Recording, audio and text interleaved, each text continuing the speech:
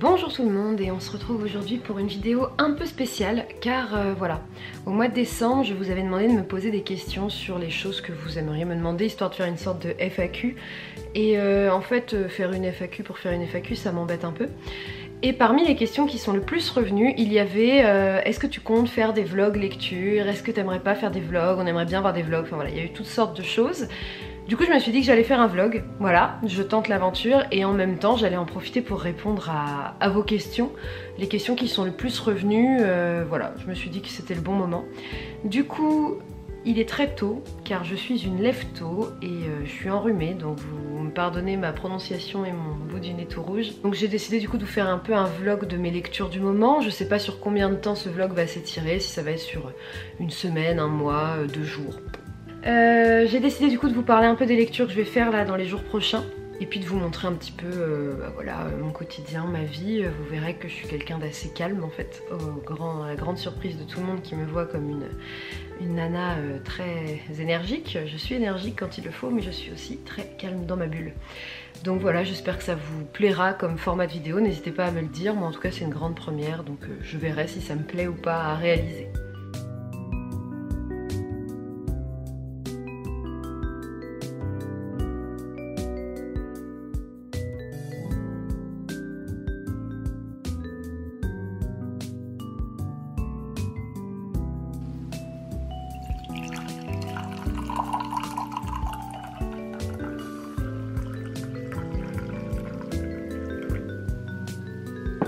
Alors je voulais revenir un peu avec vous là sur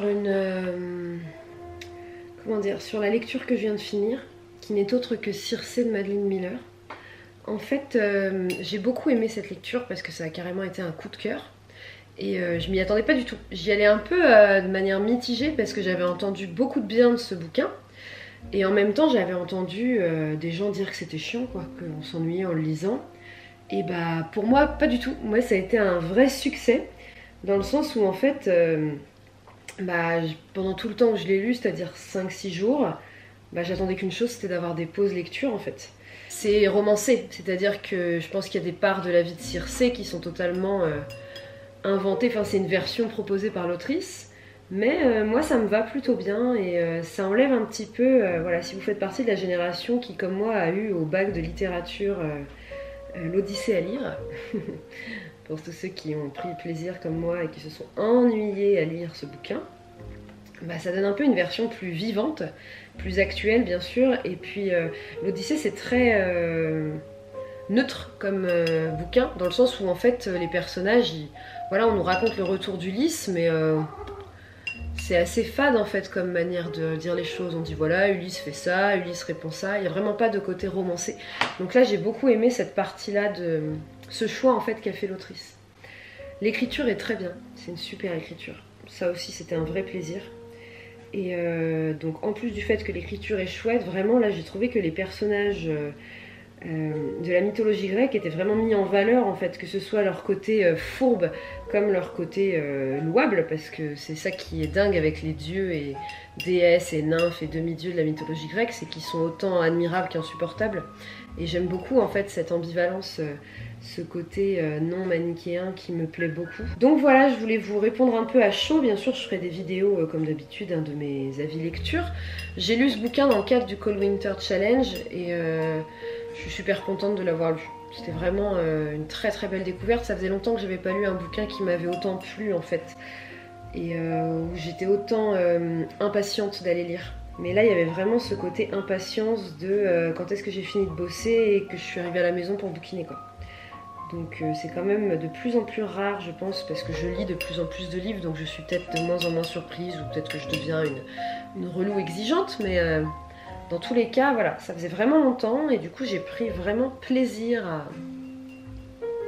à découvrir tout ça. Les questions du FAQ, il y a une question qui revenait souvent, qui m'a un peu surprise, c'était vous me demandiez tous un peu comment je m'occupais quand je lisais pas.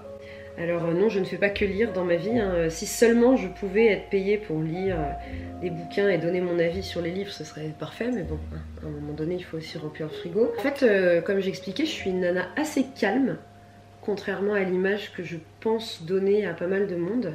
Moi je suis plus du genre, vous voyez, à faire des petits trucs manuels dans mon coin. Je couds, je dessine, j'écris pas mal dans mon journal, je fais des bullet journal. Là depuis Noël je me suis mise à l'aquarelle, alors là pour l'instant on est à un niveau, on est encore à du niveau très très enfantin, hein, mais voilà j'apprends petit à petit et c'est vrai que il n'y a pas de volonté de devenir une pro de l'aquarelle, hein, non. Voilà, c'est vraiment en fait parce que ça me détend les activités manuelles. Depuis toujours, je crois, on pourrait demander à mes parents, mais je crois que j'ai toujours été un peu dans ma bulle comme ça, à faire des trucs dans mon coin. Et en fait, ouais, je suis une nana plutôt calme, c'est-à-dire que j'ai beaucoup fait la fête dans mes années lycée étudiantes. J'ai bien profité de cette partie-là de ma vie, hein, ça, c'est clair que j'en ai vraiment profité. Ça m'est un peu passé, alors ça reviendra peut-être, mais c'est vrai que depuis quelques années, depuis 2-3 ans, je suis plus dans un mood tranquille, quoi. Genre le week-end j'aime être chez moi, alors j'aime voir des potes, hein, prendre l'apéro le samedi soir, faire des soirées jeux, mais plus cette volonté ou voire même ce besoin de sortir, d'avoir une vie sociale hyper épanouie, prouver un peu à moi-même surtout et puis peut-être un peu aux autres, hein. À cet âge-là on a vraiment besoin d'une adhésion de la part des autres, hein. Ce besoin de prouver que j'ai une vie formidable, quoi. En fait maintenant je m'en fous un peu. Je fais ce qui me plaît et ce qui me plaît moi le week-end c'est de prendre le temps de bouquiner, de dessiner, de cuisiner, d'aller me promener. Vous allez dire j'ai vraiment une vie de grand-mère, mais en vrai c'est ça qui me rend heureuse. Alors sortir dans les bars, oui ça me manque, on va pas se mentir, parce que moi j'aime bien aller dans les bars pour l'ambiance. Emmener un jeu de société avec mon copain et se poser au comptoir et boire des bières tout en jouant, c'est vraiment un truc que j'ai hâte de pouvoir refaire. Parce qu'on le fait à la maison, hein, mais c'est pas pareil, je vous dis, c'est vraiment une question d'ambiance en fait. Voilà. Donc je regarde pas mal de séries. En ce moment, mon copain veut me faire regarder American Psycho. Je vais pas vous mentir, dans les premiers épisodes, je suis pas convaincue pour l'instant. Ça m'a l'air bien perché. Mais on va pas rester sur ses a priori, puis on va au moins tenter de regarder le deuxième. Je regarde une série un peu girly, mais dans le bon sens du terme, c'est-à-dire que c'est une série qu'on va dire girly parce que la thématique est très girly. En fait, vous suivez 3 jeunes new-yorkaises qui travaillent dans un magazine de mode. Mais c'est vachement d'actualité. Les nanas sont des nanas, je trouve, vraiment de notre époque, elles se posent des questions de notre époque. Il y a pas mal d'événements de l'actualité comme MeToo ou autres qui sont représentés dedans. Et c'est vraiment chouette. Vous aussi, vous cherchez un peu comme moi une série pas prise de tête. Vous voyez, des fois je la mets en fond sonore quand je dessine. Et c'est vraiment cool en fait. J'ai mis trop d'eau. Vous voyez, quand on débute, on fait plein de conneries. Et moi, je mets beaucoup trop d'eau en général. Donc la technique quand vous mettez trop d'eau, c'est de bien essorer votre pinceau et de le poser. Voilà, comme ça il fait un peu un rôle d'éponge. Alors vous vous demandez ce que je peins, je fais un nuancier en fait, parce que je passe mon temps à ne plus me rappeler exactement, j'ai tellement de nuances de couleurs, quelle couleur ressemble à quoi sur le papier. Du coup je me fais un nuancier pour bien les repérer les unes les autres, et puis aussi pour repérer les mélanges. C'est bizarre les vlogs, ça me fait bizarre de vous parler chez moi en faisant des activités autres que vous parler de bouquins, parce que j'ai un peu l'impression que je vais vous montrer des trucs perso quoi. Je me disais aussi, c'est un peu bizarre de vous parler de bouquins. Vous voyez là c'est du noir par exemple, putain. Ça va être n'importe quoi ce nuancier. Bon, c'est un peu bizarre de vous parler de bouquins en faisant d'autres trucs parce que les vlogs on est collé face caméra, je trouve qu'on perd un temps fou, et c'est vrai que moi vous risquez de me voir autant quand je peins, là ça fait très elle peint, elle écoute du jazz. Mais je risque aussi de filmer quand je vais plier mes chaussettes quoi. Vous m'avez demandé si je souhaitais travailler dans le monde du livre. Alors là, eh bien figurez-vous que c'est quelque chose quand même auquel je pense de plus en plus. Le souci c'est que je n'ai aucun diplôme. Je ne saurais pas exactement quoi faire comme métier en fait, parce qu'évidemment ayant un papa éditeur, je connais quand même pas mal de métiers du milieu, mais voilà, mon père il fait de la BD en fait, et moi la BD c'est pas forcément là que j'aurais envie de bosser. Moi j'aimerais vraiment plus aller dans du roman, et du coup je sais pas trop, parce qu'il y a forcément des différences. Je vois bien ce que font les directeurs de collection de BD, où il faut travailler avec tous les dessinateurs, les scénaristes, la mise en page, mais pour un roman, où il y a un auteur, donc un interlocuteur, peut-être le correcteur, choisir la couverture, ok. Je sais pas trop en quoi ça consisterait. Donc en fait le must du must dans un monde parfait, ce serait de... Moi j'adorerais genre m'occuper de communiquer en fait sur les livres, sur les réseaux.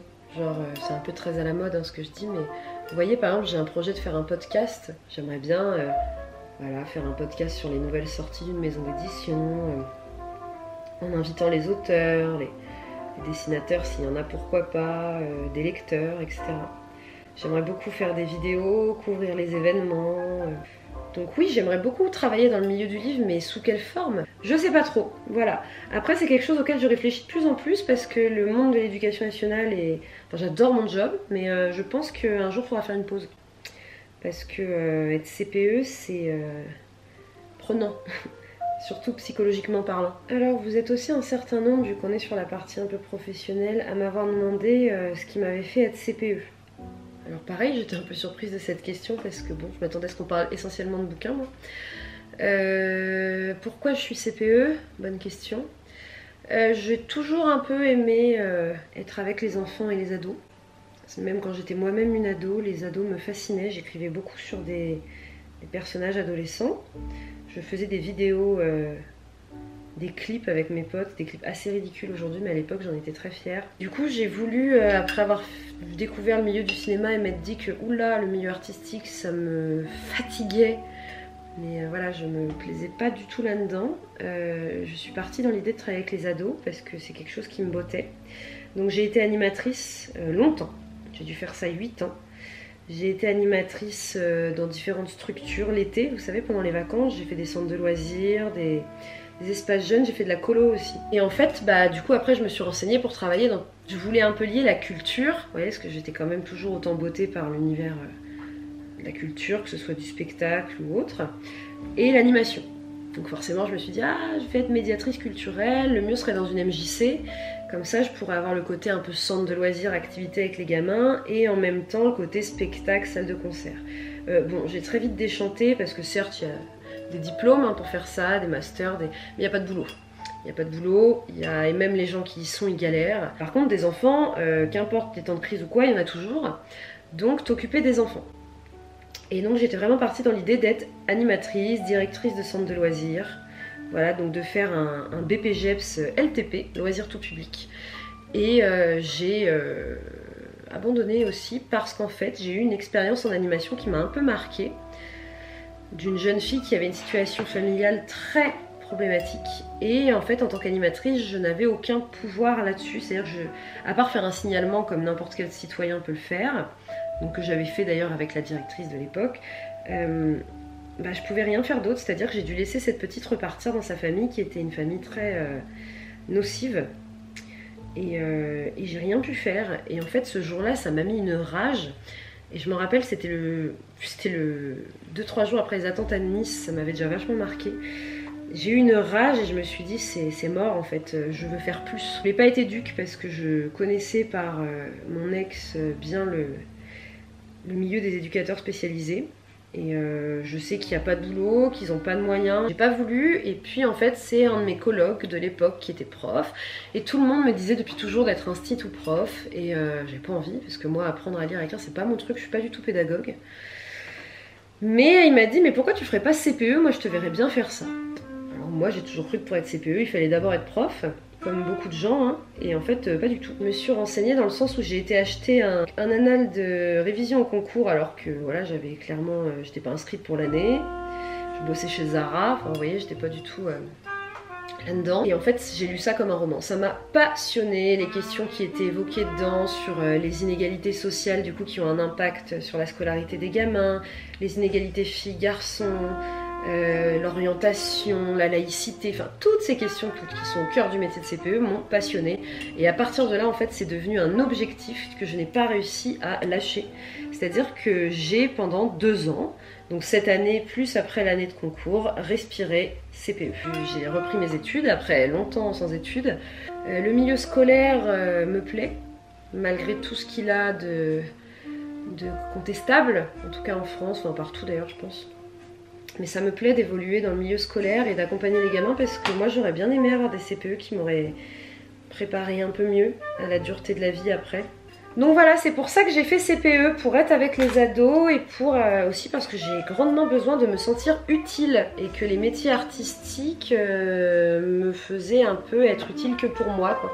Pourquoi je me lève le matin et ça me plaît beaucoup. Si certains veulent plus de renseignements, en vrai je pourrais beaucoup plus en parler en privé, voilà, donc n'hésitez pas à m'envoyer un message ou autre si jamais vous aussi vous vous interrogez sur ce métier, parce qu'en fait on a beaucoup de représentations de ce métier de notre passé d'élève, où en gros le CPE c'est le surgé qui met des heures de retenue et qui colle tout le monde, mais pas que en fait, ça c'est une toute petite partie de mon travail et en plus c'est loin d'être celle que je préfère.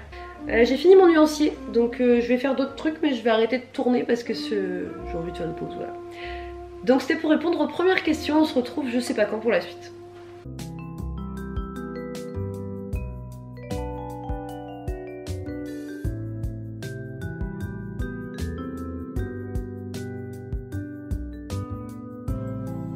Ça, c'est moi quand je rentre du boulot après une journée sympa où les élèves ont fait pas mal de conneries. Je voulais vous parler aujourd'hui des BD que j'ai lus hier soir en fait. Voilà, hier soir j'avais pas envie de lire de romans, donc j'ai tapé dans des BD qui attendaient que ça d'être lus et je me suis dit que j'allais vous en parler ici. J'ai lu Morgane de Fert et Canzara, donc chez Delcourt. Vous avez dû la voir passer cette année parce qu'elle a eu, bon, elle a pas mal fait de bruit. En fait on revient sur tout ce qui est les légendes arthuriennes, le mythe du roi Arthur et autres, notamment à travers le personnage de Morgane. Alors moi je suis pas hyper calée en légendes arthuriennes, je ne sais que ce que Camelot m'a permis d'apprendre et j'ai quelques restes de 2-3 courses français de 5ème, donc en vrai il n'y a pas grand chose non plus. Ce que j'ai aimé dans cette BD, c'est qu'ils vont complètement casser le mythe d'arthurien des super chevaliers. En fait là les chevaliers sont tous des gros boulets qui abusent de leur pouvoir pour massacrer, violer, voler, vivre au-dessus des règles et des lois, et après en plus ils ont le culot d'aller voir le roi Arthur et de faire passer ça pour des exploits. Des héros sympathiques comme on les aime, et évidemment Morgane qui est là va vouloir combattre tout ça. Après cette BD m'a mis assez mal à l'aise parce que déjà je trouve que c'est hyper glauque. Enfin les dessins sont superbes, très colorés, c'est magique un peu, mais Merlin, il fait hyper flipper, voilà, le Merlin est redoutable là-dedans. Ouais, les chevaliers sont vraiment des gens glauques, des gros boulets, crassous, tout ce qu'on déteste quoi. Et du coup j'étais hyper mal à l'aise d'être au milieu de tous ces personnages. Et Morgane, le souci c'est qu'en fait face à cette violence, la seule chose qu'elle trouve elle aussi, c'est de se venger, voilà, de ce soif de pouvoir. Elle veut être la vraie reine de Camelot et autres, elle veut venger la mort de son père. La seule solution qu'elle trouve c'est la violence elle aussi, et la manipulation, et la perfidie. Et du coup je trouve vraiment qu'on est dans un univers glauque à souhait. Alors j'aime le glauque donc ça tombe bien, j'ai aimé cette lecture, mais voilà j'ai pas non plus été conquise. Par contre j'adore les dessins. Les dessins sont sublimes, vraiment il y a un travail, c'est original, ça change vraiment de ce qu'on voit, il y a un vrai style. Et les couleurs sont superbes, on dirait que c'est fait à l'aquarelle, j'en sais rien, j'y connais rien, mais qu'est-ce que c'est joli. La deuxième que j'ai lue, rien à voir. J'ai lu Dans la forêt de Lomig, voilà, chez Sarbacane je crois, aux éditions Sarbacane, ouais. En gros, on suit deux jeunes filles qui vivent dans une maison au cœur de la forêt et on comprend très rapidement, au fur et à mesure des pages, qu'en fait, il y a eu une crise mondiale qui fait qu'il n'y a plus d'électricité, qu'il n'y a plus de ressources, qu'il n'y a plus de richesse, il n'y a plus rien. Je sais même pas s'il reste des gouvernements. Et que du coup les gens sont tous un peu en mode survivaliste, et elles du coup elles sont assez isolées dans leur petite maison dans la campagne. Après on découvre vite qu'elles ont perdu leurs parents suite à cette crise. Et on va suivre du coup le quotidien de ces deux jeunes filles qui vivent entre frustration du quotidien, qui doivent faire attention à tout et qui doivent surtout faire le deuil de la vie d'avant, c'est-à-dire de leurs rêves d'avant, avant toute cette crise. Cette BD fait froid dans le dos, surtout qu'elle fait vachement écho un peu à des choses qui peuvent se passer en ce moment dans certains endroits du monde, voire avec la crise Covid et tout. Quand on imagine les pires scénarios, on imagine un peu voilà une société qu'on s'en sortira jamais et qu'on va à un moment donné devoir se battre pour les dernières denrées et autres. L'isolement des personnages est vraiment hyper bien mené face à la manière dont sont dessinées les cases, les strips, ces immenses arbres tout fins. Enfin, il y a vraiment quelque chose qui fait que vous vous sentez isolé avec eux en fait en pleine forêt. Et ça a vachement marché sur moi. Les dessins de Lomig sont magnifiques. Magnifique, c'est vraiment, je ne connaissais pas et j'ai adoré. Vraiment, vous êtes totalement immergé au cœur de la forêt, au cœur de cette ambiance hyper tendue. Après voilà, c'est pas une histoire facile. Je pense pas qu'elle est à mettre dans des mains trop jeunes, mais c'est à lire. Voilà, c'est l'adaptation d'un roman. Moi, ce qui m'a dérangé, c'est un petit peu la fin, parce que, en fait, la fin est frustrante. Vous voyez, moi j'aime bien, j'ai ce besoin en tant que lectrice d'avoir une fin tranchée, c'est-à-dire ça se finit mal, ça se finit bien, mais pas un on sait pas comment ça se finit, et en plus voilà, ça s'arrête un peu comme un cheveu sur la soupe, ils sont en train de vivre un truc et puis voilà, clac. Moi ça me frustre à mort, et du coup là je suis frustrée parce que je veux savoir en fait si elles s'en sortent, ces deux jeunes femmes ou pas. Donc c'est le seul truc, voilà, moi c'est le genre de livre où je me dis ah il va y avoir une suite, alors que non, il n'y en aura pas, je le sais qu'il n'y en aura pas. Adoré, je comprends mieux pourquoi on l'a vu partout depuis plus d'1 an. Donc je voulais un peu vous parler de ça rapidement avant d'aller écouter le ministre nous dire si oui ou non on est reconfiné encore à 18 h. J'ai commencé un nouveau roman, j'ai commencé La dictatrice de Diane Ducret. Écoutez, j'en suis à un bon quart. Pour l'instant ça m'intrigue, voilà, on va dire que c'est le bon terme. Ça m'intrigue parce que j'ai envie d'y retourner, mais voilà, je m'attendais pas à une lecture autant dans l'analyse en fait de la société. Alors la société actuelle, on est en 2023-26, pour vous donner une idée, en fait l'Europe va un peu exploser parce que les pays européens vont décider de mettre fin à l'Union européenne. Donc en gros, là pareil, dans le genre truc qui vous fait bien flipper comme ça avant de dormir, là avec ce qui se passe avec le Brexit et tout, ça fait vachement écho aux crises actuelles, et du coup on va voir toutes les conséquences que ça va avoir sur la vie des pays et des gens, et ça fait vachement peur, encore une fois, parce que tout ça, ça semble atrocement réaliste. Mais voilà, il y a beaucoup de chapitres d'analyse un peu de faits politiques, de faits de société, voilà, de géopolitique, donc ça m'intéresse. Après j'espère que le bouquin ce n'est pas que ça, parce que sinon je risque de m'ennuyer en fait à un moment donné. Le livre s'appelle La dictatrice, donc on se doute que le personnage principal va déraper, mais que pour l'instant je suis totalement d'accord avec tout ce qu'elle dit, et c'est là que c'est très fort, parce qu'il faut jamais oublier que les dictateurs n'arrivent pas là par hasard, hein. Ils ont souvent le peuple derrière eux au début, puis après on fait ah en fait non, mauvaise idée. J'attends du coup le moment où elle va déraper pour que je commence à me dire, mais au lieu de me dire mais cette femme est complètement lucide, me dire attention, parce que sinon enfin ça me pose question. Du coup je me dis que moi je serais totalement tombée dans le panneau en fait, vu que pour l'instant j'écoute tout ce qu'elle dit, je me dis mais oui mais c'est ça, elle a totalement raison, c'est exactement ça qui va se passer. Si on continue comme ça, c'est ça qui va se passer quoi. Mais je vous le dis, j'en suis qu'au début, peut-être que après je vais vous dire que pas du tout.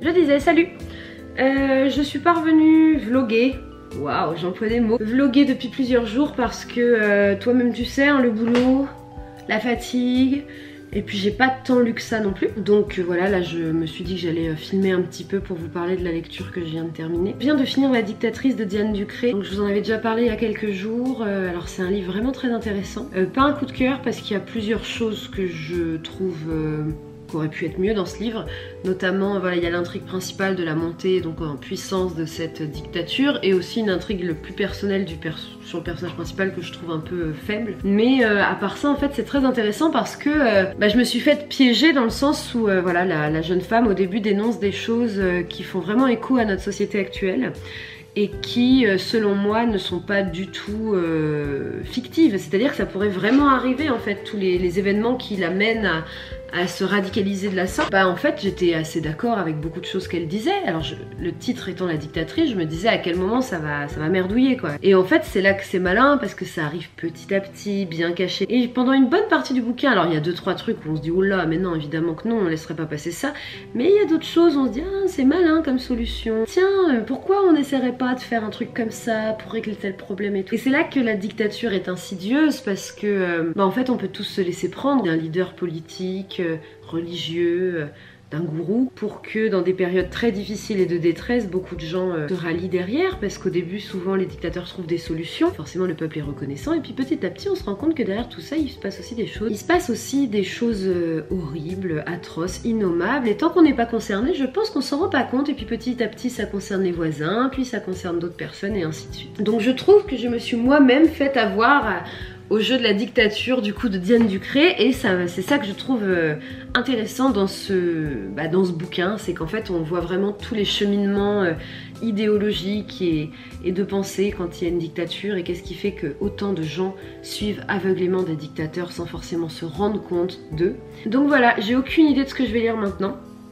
parce que en ce moment je suis un peu claquée, donc j'ai pas envie d'une lecture difficile. Je crois que ça se voit un peu, hein. Je lutte contre un rhume depuis plus d'1 semaine et j'arrive pas trop à m'en sortir, Et non, ce n'est pas le Covid, vous en faites pas, le coton-tige est dans mon nez à tester. Mais du coup, ouais, pas forcément une grande foi de lectrice en ce moment.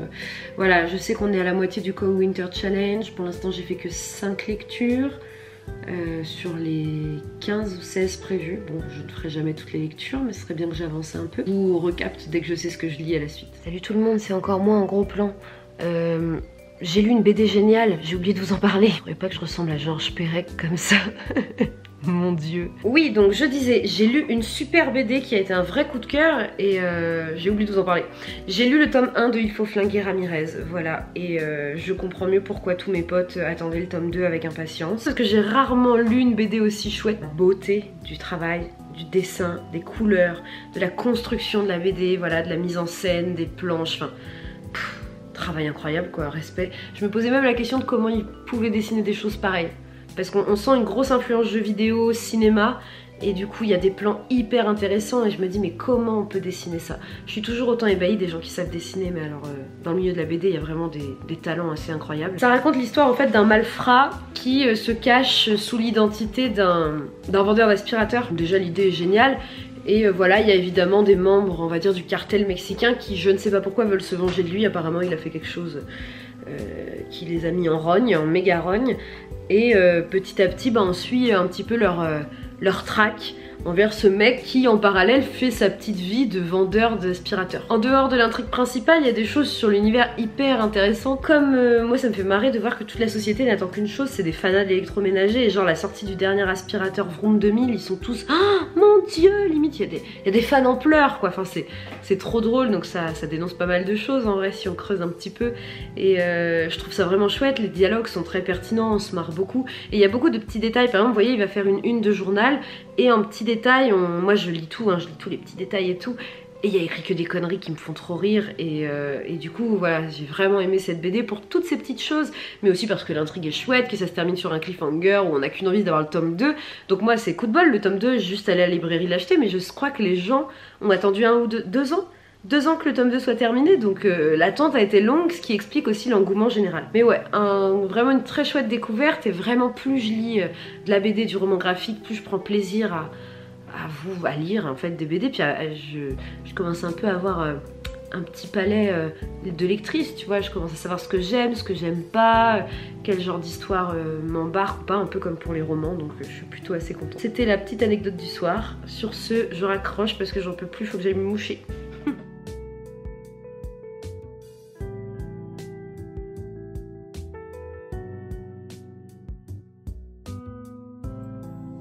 Il y a les filles dans les films qui se réveillent et qui sont déjà maquillées, qui ont les cheveux tels une auréole autour de leur tête. Et puis il y a moi. Alors, pourquoi je vous parle en direct de mon lit? Bah, le vlog, je trouve ça vraiment marrant parce qu'on peut vraiment tourner de n'importe où. Et je me suis dit, tiens, allez, en général, l'un des lieux où tu lis le plus, c'est ton lit.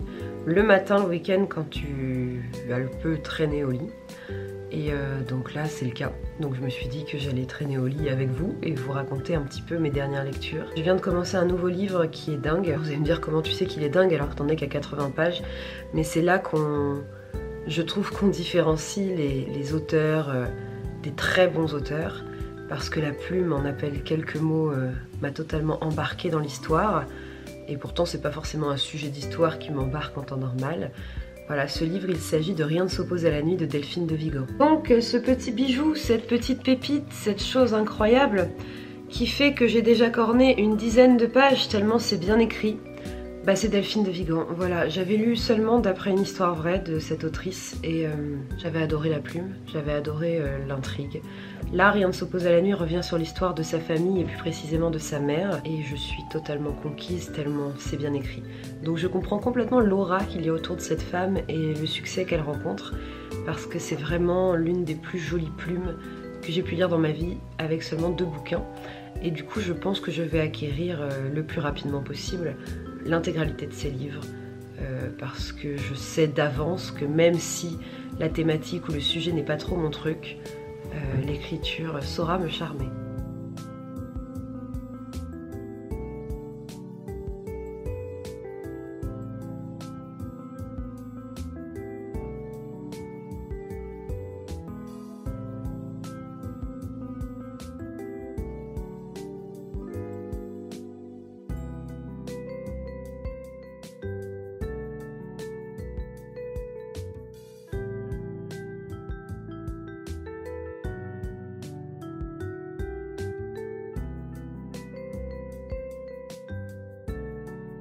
Salut.